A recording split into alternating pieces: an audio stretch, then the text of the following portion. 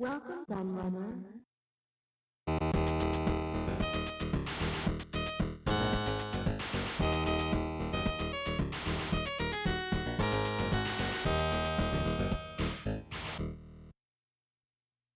When we look back over the history of unreleased consoles, we find that they usually fall into one of two categories.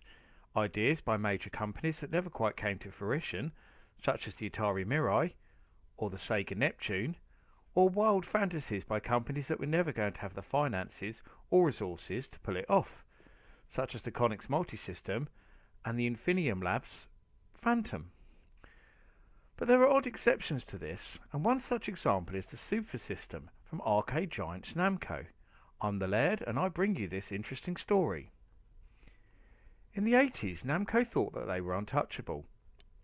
From the 1980 release of the iconic Pac-Man, they kept on pumping out the hits with titles such as Dig Dug, Gallagher, and Pole Position, lighting up arcades everywhere.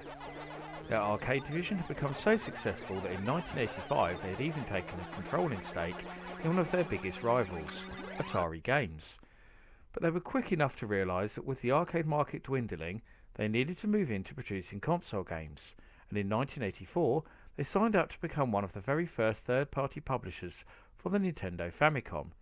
In fact, their conversion of Galaxian was only the third such game for the system, as well as being the 20th cartridge released overall for the popular 8-bit console.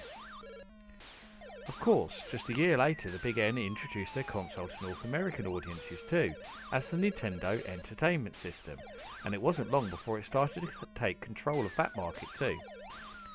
Namco were one of the many third-party publishers to follow Nintendo over to the West, and continued to bring their coin-op hits into the home, with ports of popular titles such as Dig Dug 2, Xevious, and Pac-Man soon arriving. But with the success of the system came new rules for third-party publishers that Namco took an instant dislike to. Not only could Nintendo decide who got to actually develop games for their system, but also how many games they were allowed to release per year, and they insisted on personally approving each one, giving it their famous, or should that be infamous, seal of approval. This led to a big fallout with Nintendo over their draconian rules, and Namco decided to focus their attention on producing games for the rival NEC PC Engine console instead, which was then gearing up for release in North America too as the TurboGrafx 16. Now to many this might seem to be a backwards move, but you have to remember that by the late 80s the PC Engine was the number one console in Japan, having knocked the mighty Famicom off its lofty perch.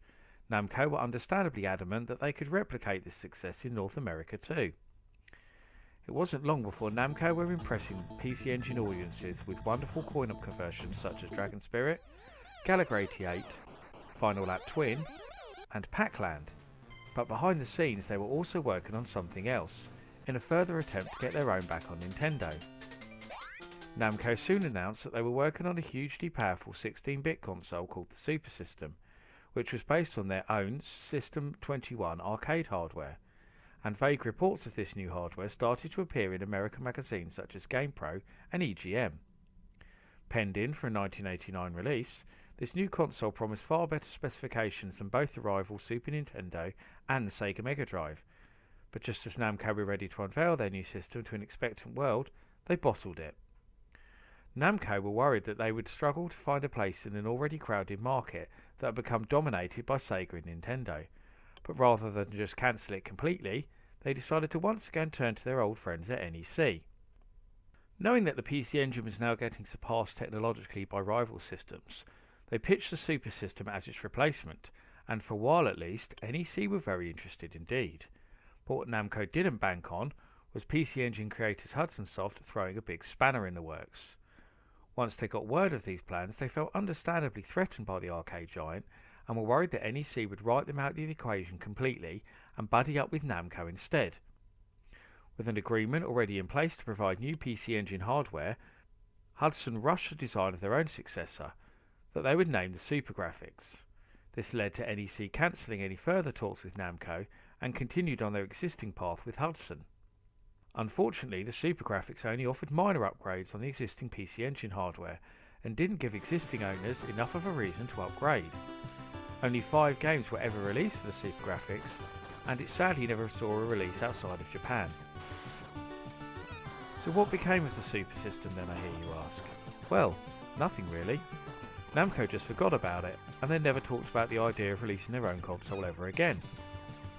They did, however, get the last laugh against Nintendo though eventually, as in 1994 they partnered up with Sony to provide some big name launch titles for the PlayStation, which was of course the result of Sony's own fallout with Nintendo. And we all know how that turned out. Revenge is sweet, as they say. If you enjoyed this video and want to see more just like it, then please consider visiting my Patreon and making a pledge.